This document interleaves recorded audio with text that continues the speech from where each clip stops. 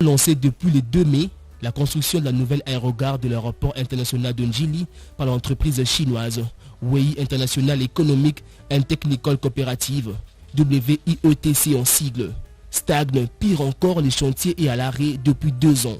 Sur instruction du chef du gouvernement, Jean-Michel Samalou Kondé, le ministre d'État en charge de l'aménagement du territoire, Gulan Domboyo, et son collègue des transports, voies des communications et des enclavements, Marc Ekila Lukombo, ont effectué une visite d'inspection sur le site pour un état de lieu.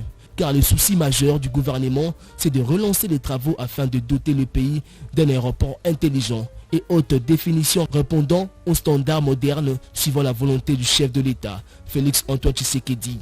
Nous sommes venus faire une visite en même temps d'inspection et de constat sur l'état d'avancement de ce grand projet qui consiste à moderniser l'aéroport de Njili. Et nous avons eu des échanges avec la partie concernée qui était chargée des travaux.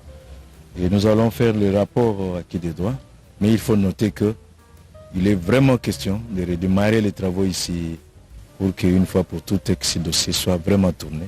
Le coût global des travaux était estimé à 354 millions de dollars américains, dont 85% revenaient à la partie chinoise qui n'a pas déboursé un seul rond, alors que le gouvernement congolais avait préfinancé les travaux à hauteur de 20 millions de dollars, ce qui explique le blocage de travaux. Il est notamment question de la construction d'une nouvelle aérogare de 40,617 mètres carrés.